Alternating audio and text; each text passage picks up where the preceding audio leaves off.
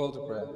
So we're calling the prayer. That's every time, especially in this masjid, when you come here in Ramadan, you've just heard the Asr Adhan maybe 20 minutes ago or 30 minutes ago. It's to call you to come to the masjid, to come to the house of Allah, or to come to the Jama'ah to pray your Salah. Now when it comes to the Adhan for Salah, the Adhans for the Salah, the conditions are only few. Number one, that the individual that calls the Adhan needs to be a Muslim male. It cannot be done by a female. So a female cannot call the Adhan for example, we've got Maghrib coming up, you cannot have a female calling for the Jama'ah at Maghrib. It has to be by a Muslim male. Number two, it has to be done by somebody who is of sane mind. Meaning that it can't be done by a child that's too young, that doesn't understand what they're reciting or doesn't understand what they're saying. And it cannot be done by somebody that is maybe unwell and they don't understand where they are or what they're saying or what they're doing. So it has to be done by somebody that understands where they are and what they're doing. That's number one, second condition. The third condition of the Adhan is that it's only done for your 5 daily prayers. We don't have Adhan for Taraweeh, do we? Nor do we have Adhan for Salat al-Eid, but we have Adhan for our 5 daily Salahs. Now, sometimes we do have Adhans given at other times.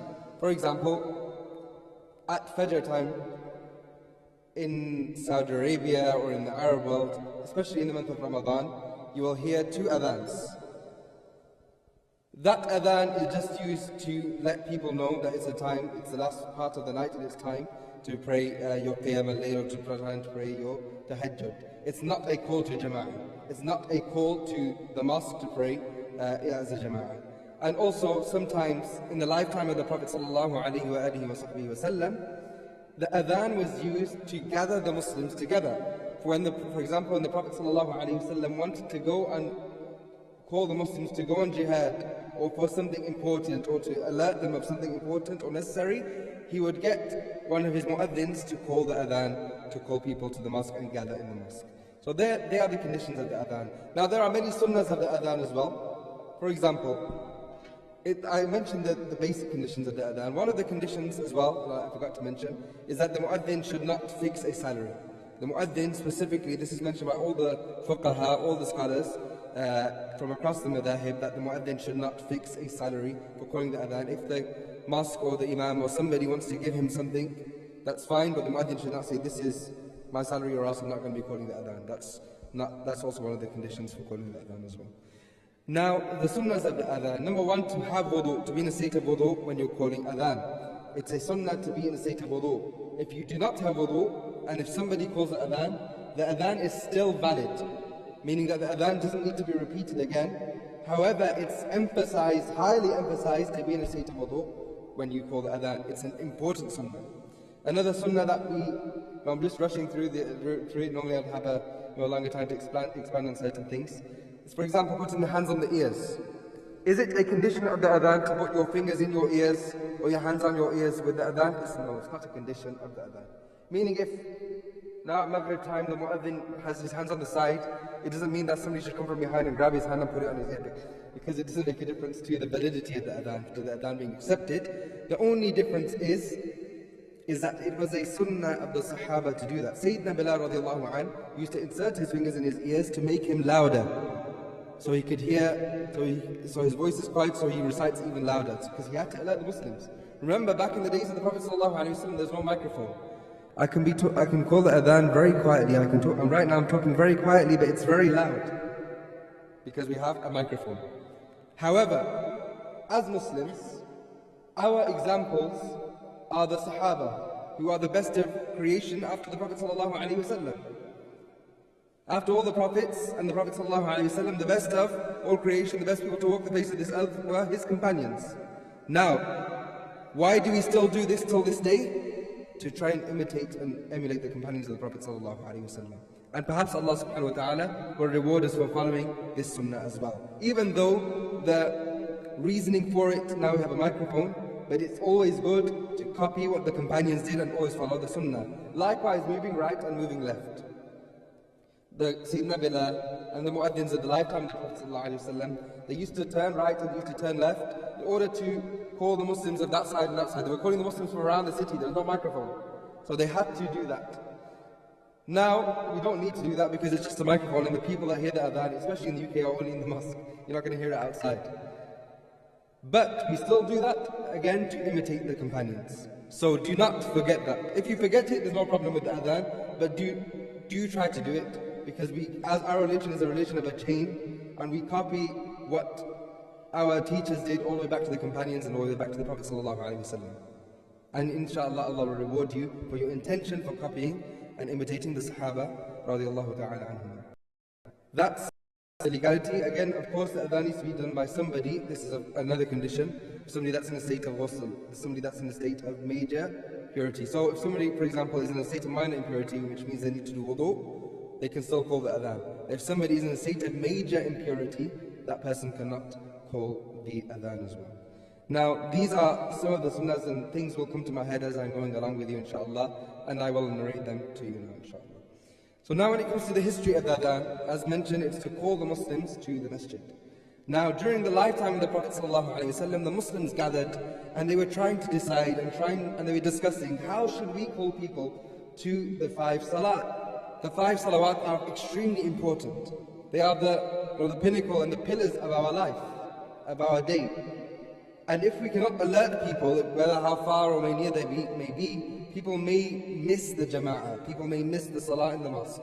So how should they call? Some Sahaba suggested blowing the horn, some Sahaba suggested ringing the bells like the Christians did, some Sahaba suggested different things. And the Sahaba returned back to their homes.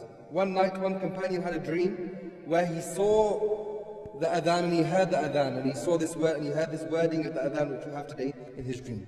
So the next morning he came back to the Prophet ﷺ and he said, Ya Rasulullah, this is the dream that I saw.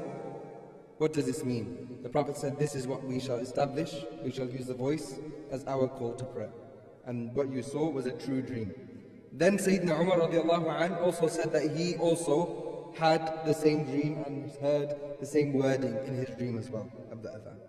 So this is the story behind the adhan and how it came to us today. Now, when it comes to understanding the adhan really, we take it as something very light. When the mu'adhin calls the adhan, most of the time the mu'adhin doesn't even understand or comprehend what they're saying. However, the adhan is something really great and intense. The Prophet ﷺ said that if you knew the reward for calling the adhan, you would cast lots with one another, pull straws with one another, to be the first person to call the adhan, to be the person to call the adhan.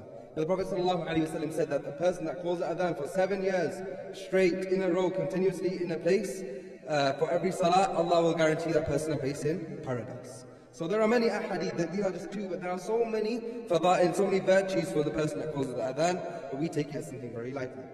Especially when we go to Muslim countries, for example. How many of us have been to a Muslim country and we've seen people that don't normally pray, but when they hear the beautiful adhan coming from the minarets, it attracts them to going into the mosque and then start their salah. The adhan is the first point for the salah of the individual. Meaning that when they hear the adhan could get somebody spiritually and mentally prepared for their meeting with their Creator in their salah. However, if they hear the adhan and it's done in a not so nice way, that may put somebody off. So it's important for us to always try to improve the way that we call our adhans, and also to understand the meaning of the adhan. Now back to the meaning of the adhan, when we say Allahu Akbar, it means Allah is greater than everything. As soon as you hear that call, Allahu Akbar, as soon as you hear that, it's not time to break your fast, by the way. I'm just before somebody thinks, somebody listening at home or upstairs. As soon as somebody hears that person should drop everything that they're doing. Because Allah is the greatest. Greater than that work that you're doing. Of course there are things which, that give you a reason and excuse. But normally work, business, you're out, you're doing something, you're just enjoying yourself. As soon as you hear that, Allah takes priority. Which is why we say Allah is the greatest. Allah is greater than everything that has come before. Then we say, Ashhadu an la ilaha illallah, Ashhadu Muhammad Rasulullah. Sayyidina Bilal radiallahu anh, he understood the meaning of what I just recited, Ashhadu an la ilaha illallah, Ashhadu Muhammad Rasulullah. So much so, to the point that when the Prophet ﷺ passed away from this dunya, from this world, Bilal radiallahu anh, who is one of the callers, the mu'adhins of the Prophet ﷺ, he refused to stay in Medina and he retired from his position of being the mu'adhin of the Prophet ﷺ. Why? Because he understood what the adhan meant and how much it meant to the Prophet ﷺ. So Sayyidina Bilal moved to Syria where he lived.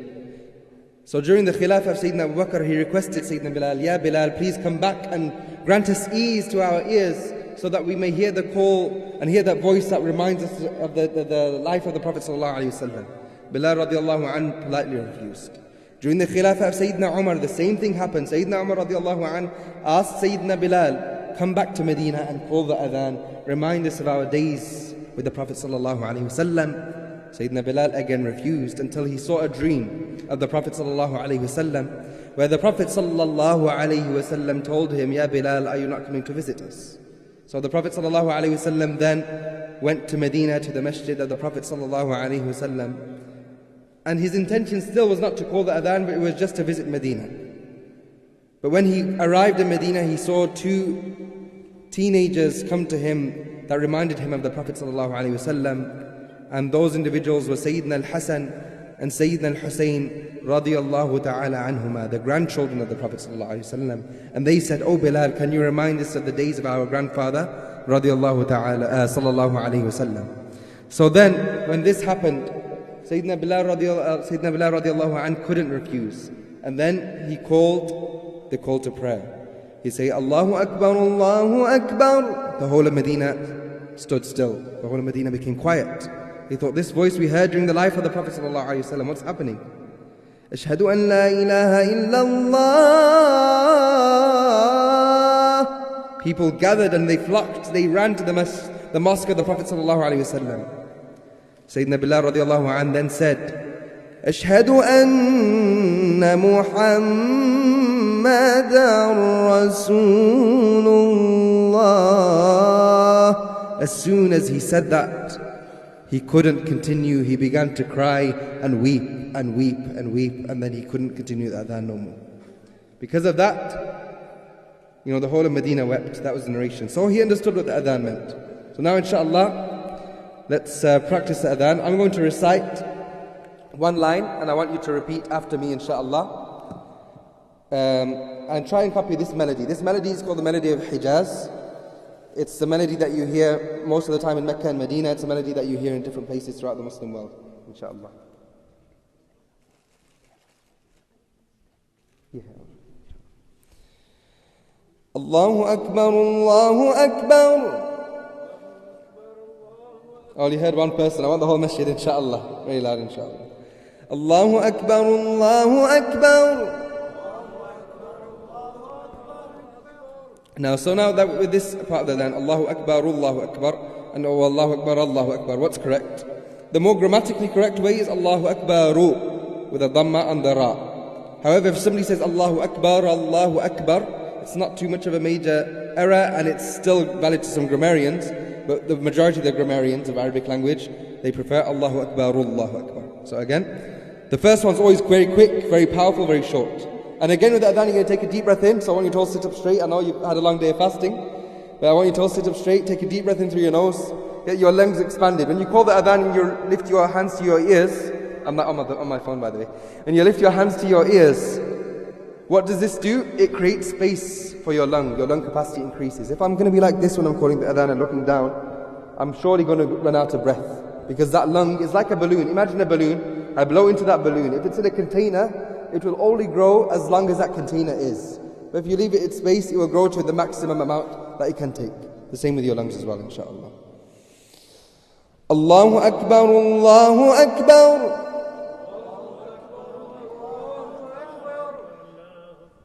Allahu Akbar, Allahu Akbar. And now that's the first one is very quick, very short. The second one is longer. Allahu Akbar, Allahu Akbar.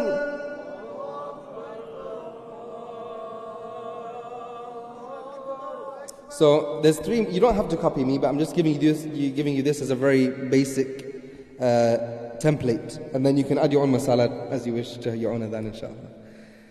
Allahu Akbar, Allah. times, it's like I'm climbing up a ladder. There's 3 steps on this ladder, 4 with the landing. Allahu Akbar, Allahu Akbar.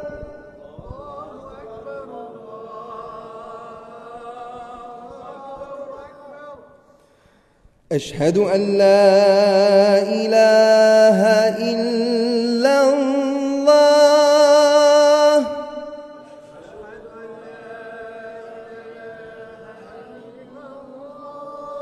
I think we can be louder than that. I was at school in Leicester 2 weeks ago, and the children were louder, inshallah. And they had like 20 children. I'm sure you can be louder here, inshallah. I know you're fasting, I know you're tired, but just that last push, inshallah, before the salah comes in, before the time comes in. Ashhadu an la. The first phrase is always shorter. The first phrase is always shorter, the second phrase is always longer. Ashhadu an la ilaha illallah.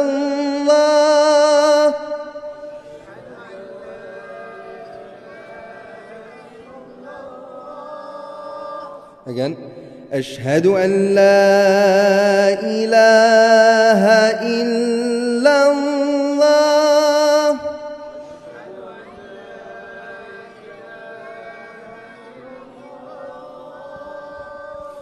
أشهد أن لا إله إلا الله. I'm going to go down with my voice.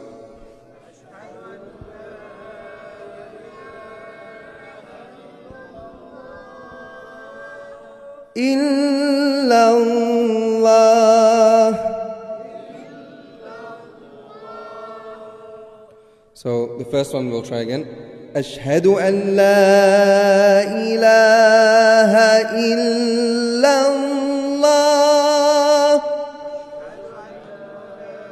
إله إلا الله. Second one will come down. أشهد أن لا إله إلا الله. إله إلا الله. أشهد أن محمدا رسول الله.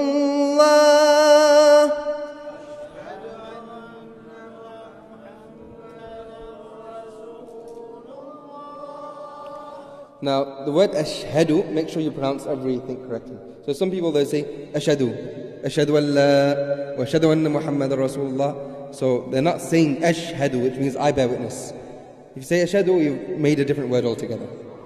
Ashhadu anna Muhammadan Rasulullah.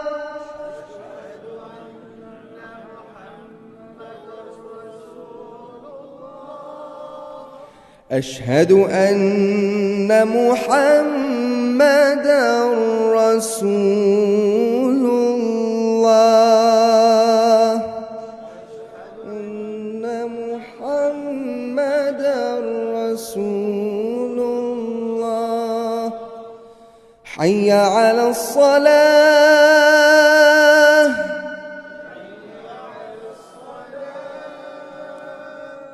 حي على الصلاة.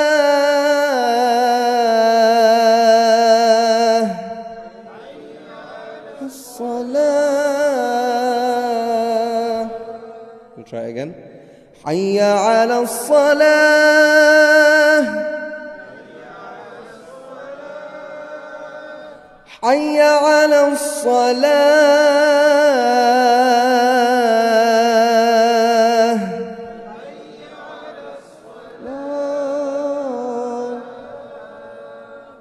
So that you're going to go down as well with your pitch as well. حي على الصلاة.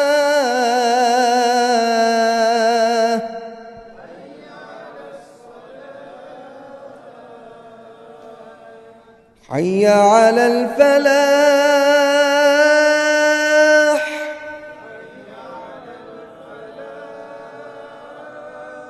So another common mistake that people use on this one, حي على الفلاح. So Adhan has certain rules that we abide by when it comes to tajweed. It doesn't follow the exact rules of tajweed with the Quran, but it follows certain rules. So for example, where there is no qalqala, you don't add a qalqala. Where there is a qalqala, you add a qalqala. If there's a med, you can stretch it longer. If there's no med, you don't stretch it. So for example, Hayya Al Falaah, and this is with the Quran as well. If you're reciting the Quran and learning the Quran, listen online, but also recite back to the teacher as well.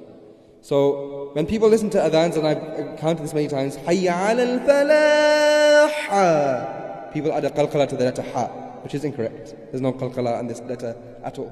So make sure you can take the melody, but keep the letter how it's supposed to. So Hayya Al Falaah,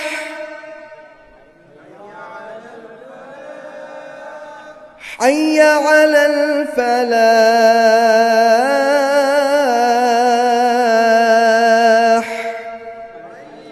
Al Falaah.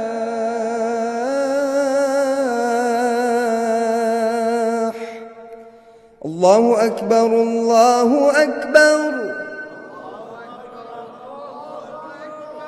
لا إله إلا الله.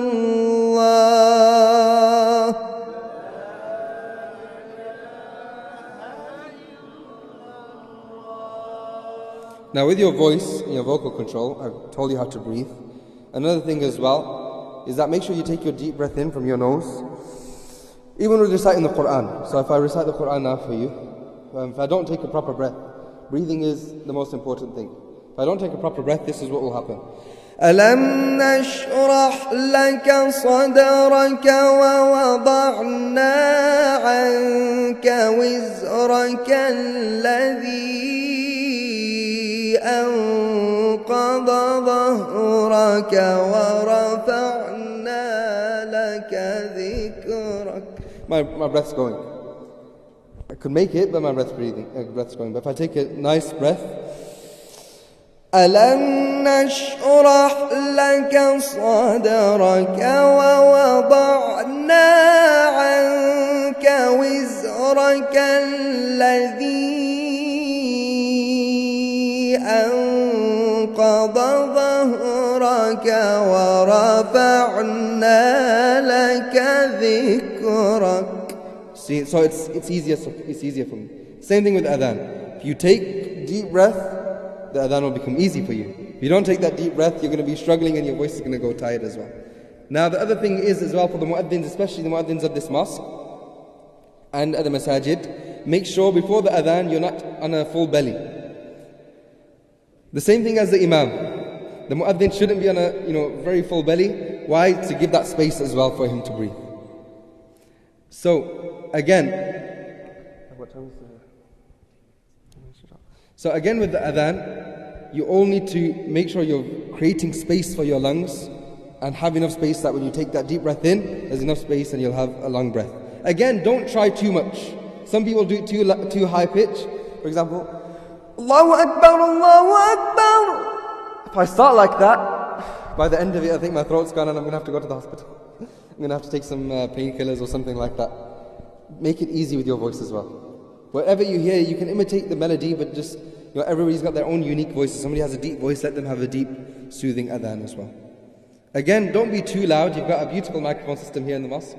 You don't need to be too loud to break the speakers and break the system. If you realize that you're getting louder, be further away from the microphone. If you realize that you're too quiet, be closer to the microphone. Use these things and these techniques when it comes to the adhan. Now some more things when it comes to the legality and the fiqh of the adhan as well that I just remembered, seeing as mashallah it's a mixed community.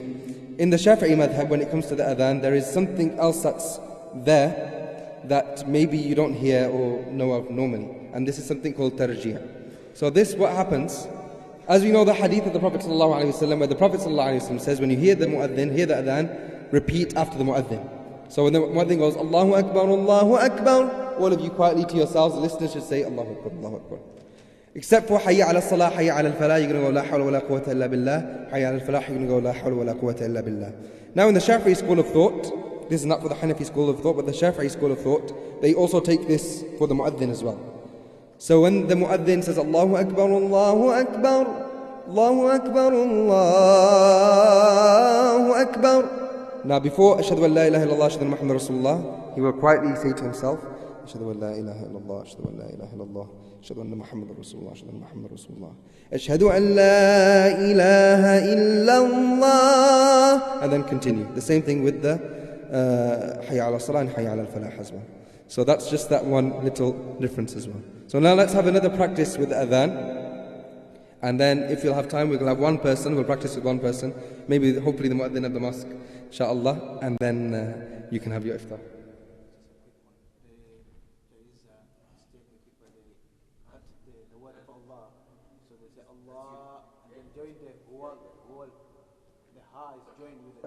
For example, how? For example, they do. Okay, yeah. So when it comes to mad, okay, inshallah, we'll do that straight. So I'll explain this rule and then we'll have your adhan, inshallah. When it comes to mad, so for example, if I go, Allahu Akbar, Allahu Akbar. So what happens here, you know, that's normal. But I shouldn't do Allahu Akbar, Allahu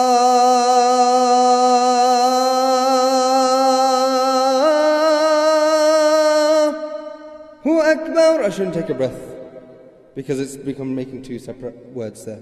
Or what I shouldn't also do, because there is already a mad and the word Allah, so I can go Allah for long. But what I can't do is put a mad where there is no mad, with elongation. Mad means elongation. So I can't go Allah. I can't do that. Or I can't go Hayya ala Salah. There's no mad there. So wherever there is a mad, you have some room to stretch it a little bit longer than as if you were reciting the Quran and the 6 in the Quran. But if there is no mad, don't do it and don't pause. The same thing with the Quran.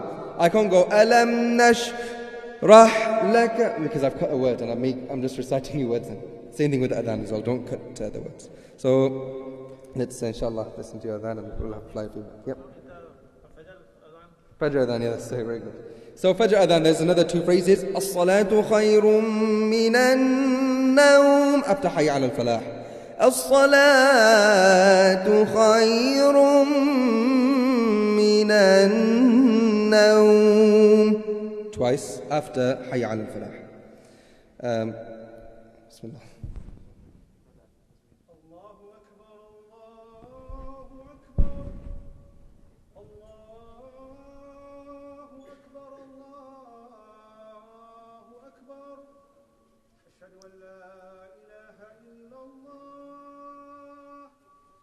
أشهد أن لا إله إلا الله أشهد أن محمدا رسول الله أشهد أن محمدا رسول الله حي على الصلاة حي على الصلاة حي على الفلاح حي على الفلاح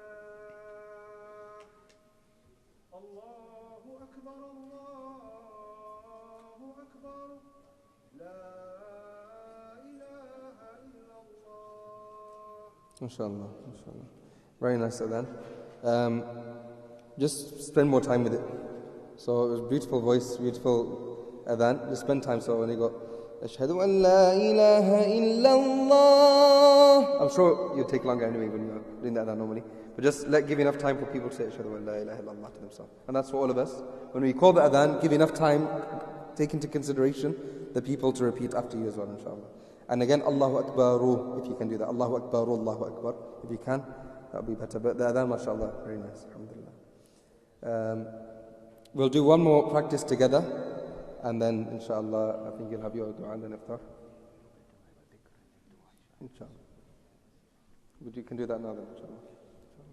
So we'll do one quick practice with the Adhan. And then you can do the dhikr and then the dua, inshallah. Allahu Akbar, Allahu Akbar. Allahu Akbar, Allahu Akbar.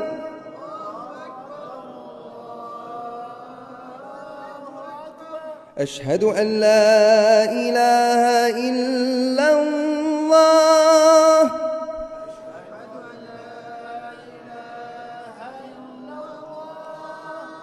By the way, for the people walking in, this is not the Adhan of Maghrib, it's just an Adhan class, inshallah. Again, I need to keep on saying that. For the people walking in, this is not the Adhan of Maghrib, this is an Adhan class. So for everybody listening at home, this is not the Adhan of Maghrib, this is an Adhan class. The Adhan of Maghrib, you will hear it take place, inshallah. Brother, there's plenty of space on this side here, brothers. Please. So I'll put the microphone further away from me so that you can, you're not affected by that. أشهد أن لا إله إلا الله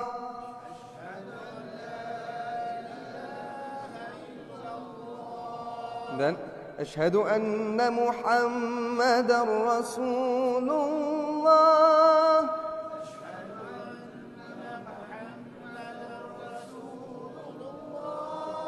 أشهد أن محمد رسول الله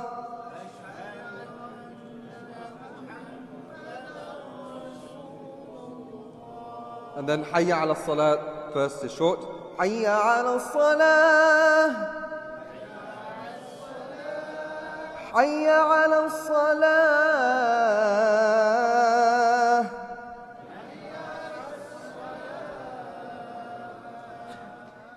حي على الفلاح حي على الفلاح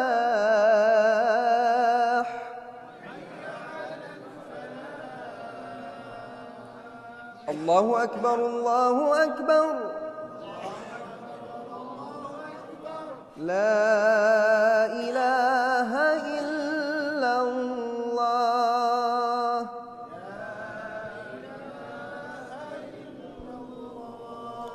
So all of you here, what you've done, I've recited the adhan to my teacher, to my teacher, to my teacher, all the way back to Sayyidina Bilal ibn Rabah radiallahu anhu. Now this chain of narration has 30 narrators, 31 narrators in that chain. I've sent it to Brother Adil inshallah. So whoever wants that chain, they can receive that, and you are also then part of the chain. You just need to write your name on there. And then you have my signature anyway, you have my permission, it's on a YouTube recording anyway. You have my permission, and then you're a part of the sanad. Imam al-Shafi'i radiallahu anh says, if it wasn't for sanads or chains of narration in this religion, then you can say as you wish and do as you wish. Our religion is preserved due to this chains of narration, asanid, and chains going back to the Prophet ﷺ and back to the Sahaba. So this is an unbroken chain from myself to you, all the way back to Sayyidina Bilal with every single name mentioned. This goes to the muaddins of the Umayyad Mosque in Damascus, the muaddins of Masjid Al-Aqsa, the muaddins of Al-Azhar Mosque in Egypt, and the muaddins of Masjid Al-Haram and Masjid Al-Nabawi as well. So it's a very blessed time, inshallah, for you to be a part of this chain. It's not needed for you to call the adhan, but it's just to motivate you, because every science in this religion, we have this concept of asanid and chains of narration as well, inshallah. And finally, the last, again, note about the adhan, and I need to stress this importantly. Your imam that you have here, mashallah, he's your imam. You don't have it here by the looks of it. Mashallah, very good. Not only every mosque has the clock at the front. Oh, so you have it there. Normally, that's not your imam. He's your imam. The clock's not your imam, he's your imam. So who, according to Sharia, who has the right to call the iqamah? The person who has the most right to call the iqamah, it's the imam. The imam then appoints somebody.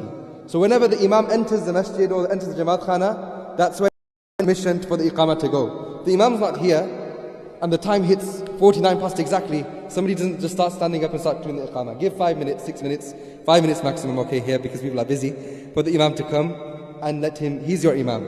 In the life of the Prophet, the iqamah was done when he walked in. That's when the iqamah was done, not just as the time was done. Assalamu alaikum wa rahmatullah.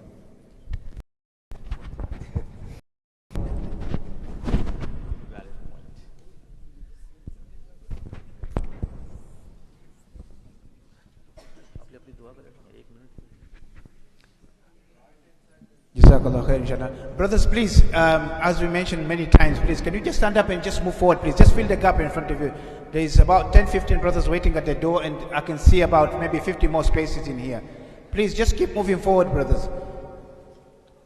Let's not use that, utilize, the last one in, the first one out, inshallah. We all want to get out, inshallah. But there's no point of blocking the door. This is why I don't understand, why we all want to sit at the door, while the whole masjid is empty here. Because if that's the case, then you might just pray outside in the courtyard. Subhanallah, I don't know, maybe I'm talking Swahili, maybe, I don't know. Brother, there's still many space here, please.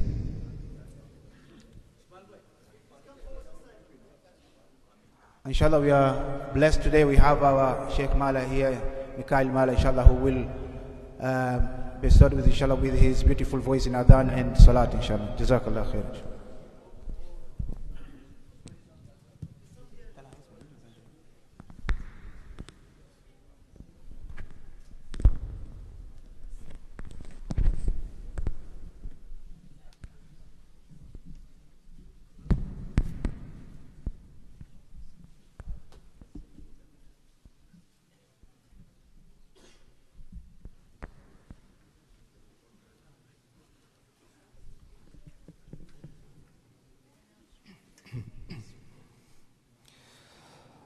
الله أكبر الله أكبر الله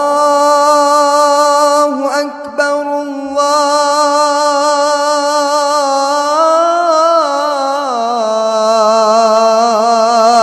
الله أكبر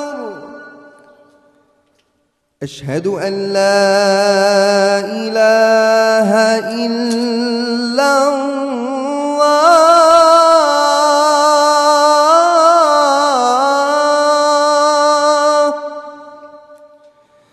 أشهد أن لا إله إلا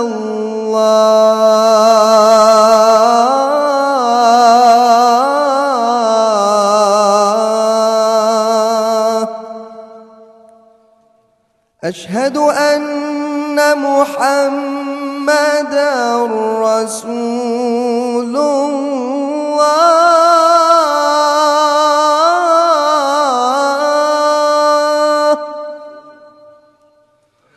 أشهد أن محمدًا رسول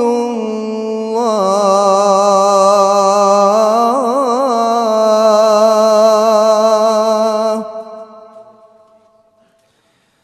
حي على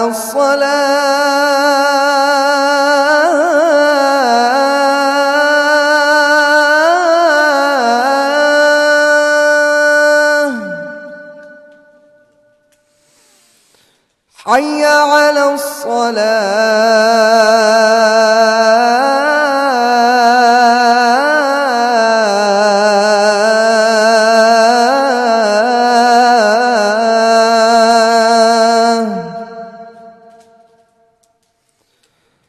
حي على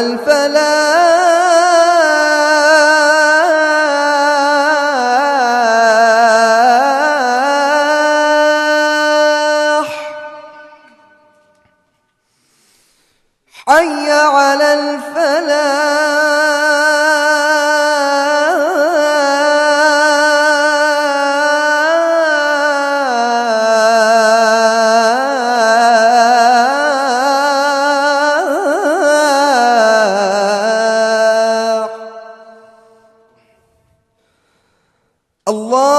الله أكبر الله أكبر لا إله إلا الله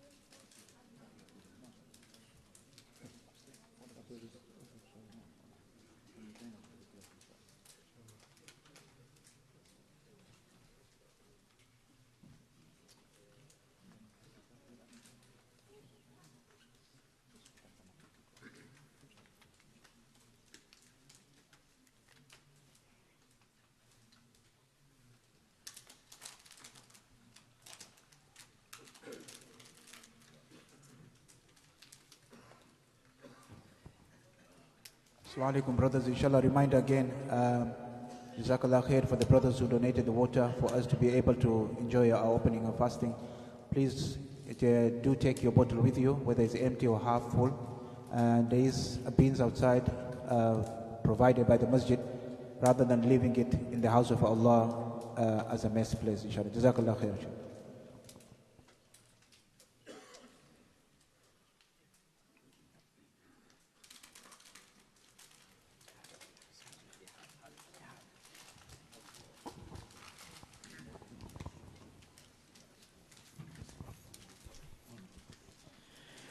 الله أكبر الله أكبر أشهد أن لا إله إلا الله أشهد أن لا إله إلا الله أشهد أن محمد رسول الله أشهد أن محمد رسول الله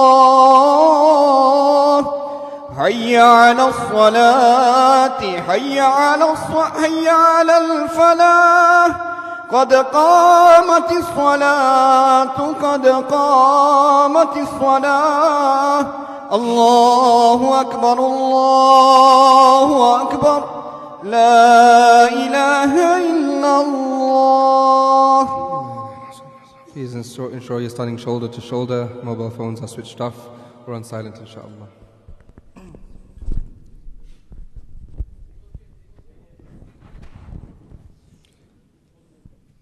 Ensuring all gaps are filled as well, inshallah. Allahu Akbar. Bismillahir Rahmanir Rahim. Alhamdulillahi Rabbil Alameen. Ar-Rahmanir Rahim. Maliki Yawmiddin. إياك نعبد وإياك نستعين اهدنا الصراط المستقيم صراط الذين أنعمت عليهم غير المغضوب عليهم ولا الضالين.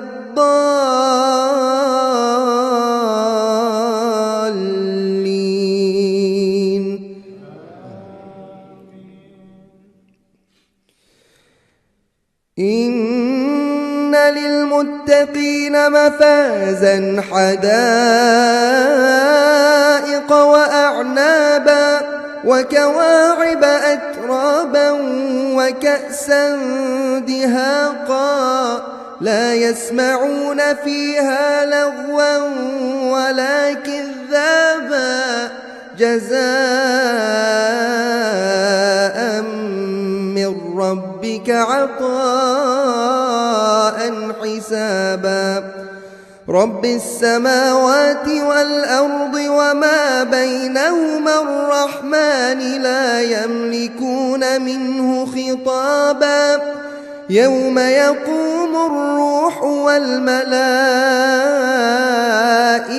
صفا لا يتكلمون إلا من أذن له الرحمن وقال صوابا. ذلك اليوم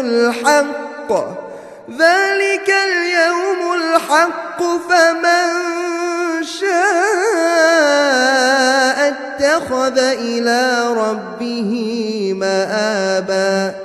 إنا أنذرناكم عذابا قريبا يوم ينظر المرء ما قدمت يداه ويقول الكافر يا ليتني كنت ترابا. الله أكبر.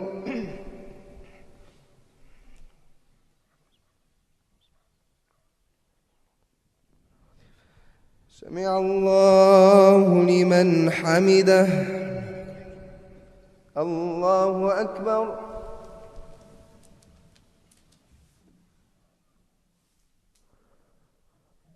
الله أكبر الله أكبر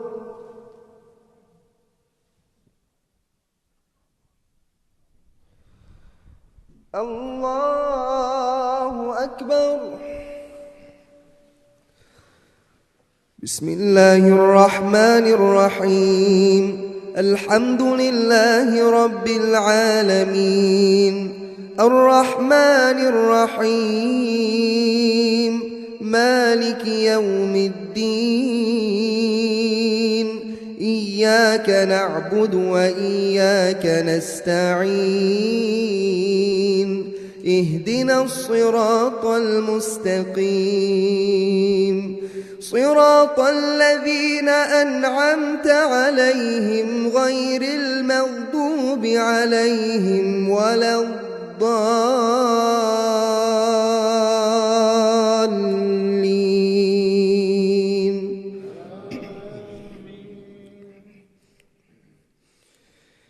بسم الله الرحمن الرحيم. إذا جاء نصر الله والفتح ورأيت الناس يدخلون في دين الله أفواجا فسبح بحمد ربك واستغفره إنه كان توابا. الله أكبر.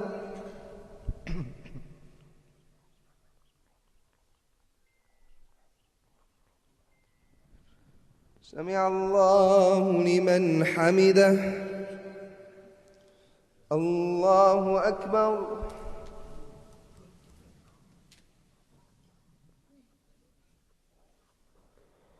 الله أكبر. الله أكبر.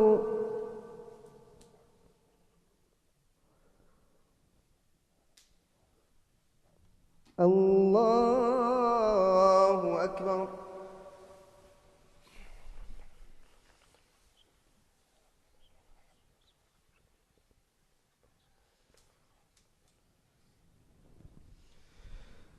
الله أكبر. بسم الله الرحمن الرحيم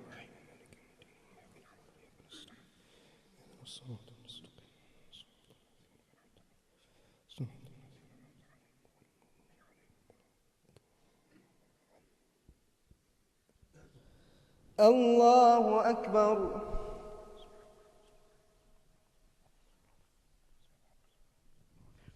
سمع الله لمن حمده. الله أكبر.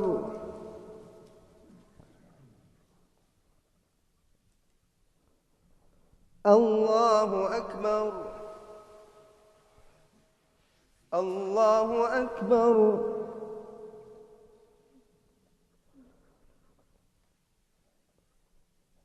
الله أكبر.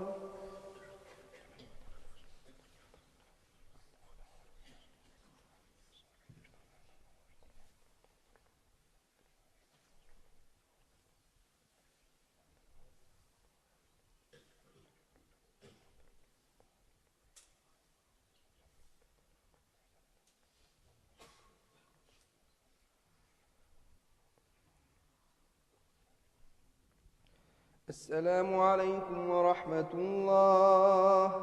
السلام عليكم ورحمة الله.